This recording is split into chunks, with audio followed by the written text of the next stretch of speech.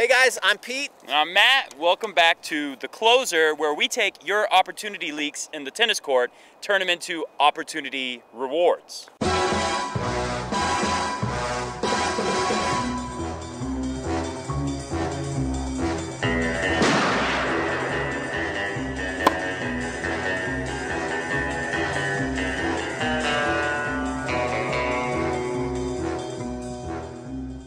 In today's video, what we're going to do is we're going to teach you how you can systematically set up points to where you get a nice, easy closing volley. Because you always want to be closing, right, Matt? That's right. You got to always be closing.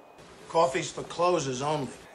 This is called the Take the Bull by the Horns play. But before you watch today's lesson, if you haven't seen the first two videos, you want to go back and watch those videos. Not only watch those videos, you also want to comment on them, because what happens if they comment on every single video, Matt? You get a chance to win an art masterpiece from my own office, on my own walls. We'll flash it up on the screen so you guys can take a look at that. Look at that, Rafa and Roger. Together again. Together forever. Purchased and all by of our me. memories. Purchased by Pete. Pete will buy you a late Christmas gift. And also, you want to watch this video because by the time we get through this play, you're going to be running this thing, setting it up on all your worst enemies out there. So it's going to be a lot of fun. It's going to be a lot of fun. Stick around to the end of the video because we're also going to tell you how you can learn what all 17 opportunity leaks and how you can conquer them one by one. Should we get into today's lesson, Matt? Let's get into it. How do we run this play?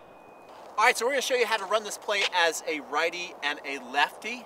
I'm a lefty in case you didn't notice, so it's a little different from both sides. So that's why we're going to run it as a righty and a lefty. So as a lefty, what I like to do here, if I'm on the deuce side, a lot of times I'm going to go and I'm going to hit a kick serve out to Matt's forehand. So I'm going to intentionally go at his strength to bring him off the court a little bit.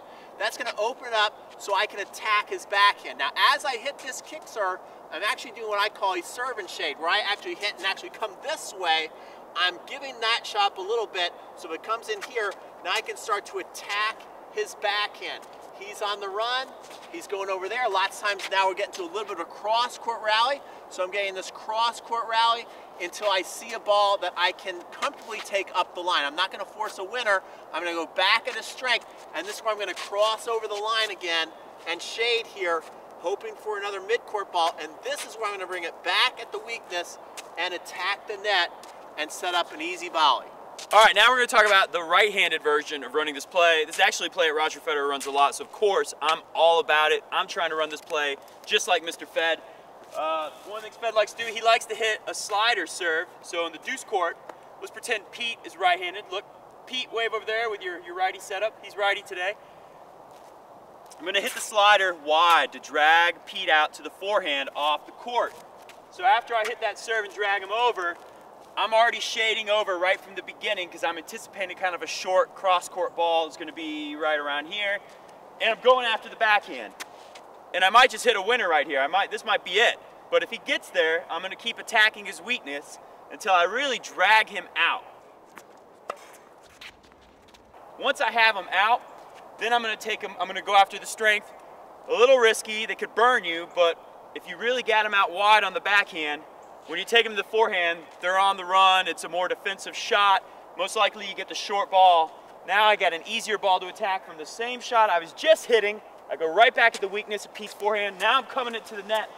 And if I pulled this off, if I really got him out wide to his forehand, by the time I hit this shot, it's going to be such a tough shot. He's going to have to chip it. See how I see his back? You see them showing your back, green light go. I'm at the net, a little short angle volley to finish it. That's how you run it as a right-hander.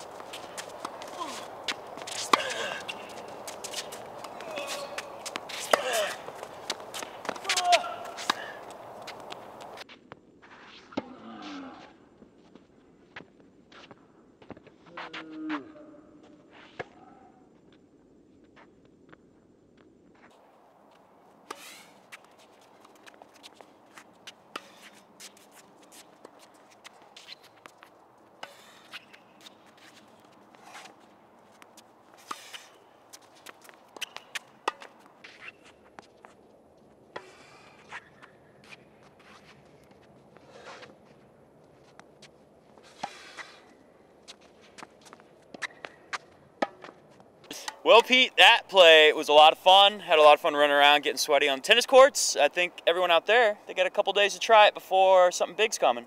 Video 4. That's where we're going to reveal all 17 opportunity leaks. We're going to teach them how to systematically conquer them all so they become the ultimate closer, Matt. How in the world do you find 17 opportunity leaks? Well, from people saying their videos and also teach so many years, we see these patterns happen all the time. But the good news is it sounds intimidating, right? 17, that's a big number.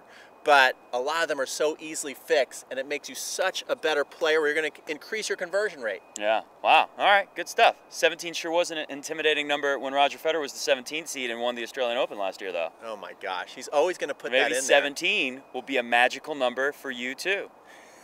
Well, you know what else is a magical number? 3. What's 3? Because if they comment on all 3 videos... This one? Yep, they can win a Federer, a Fidal poster. So what if someone out there is like, oh, I didn't watch video 1 or 2. I'm just watching 3. Can they click up here? They can go back and they can watch. And they can watch 1 and 2 and comment? And comment. It's not too late. And still have a chance to win this art masterpiece. Put it on screen one more time. Yep, they've got to do that.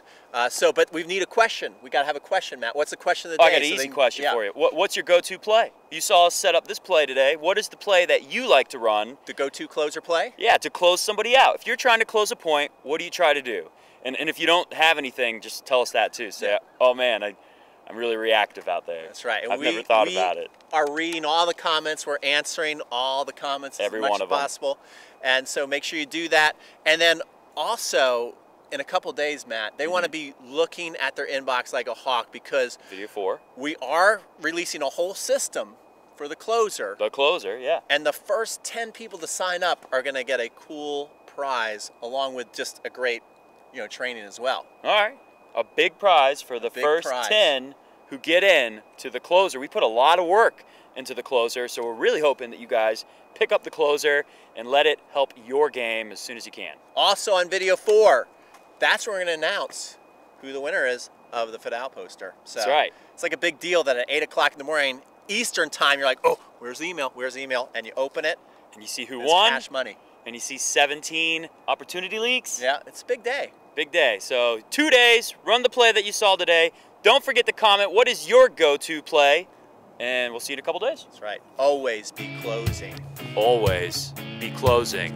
Always be closing. There's a mic down here. Cat's out of the bag.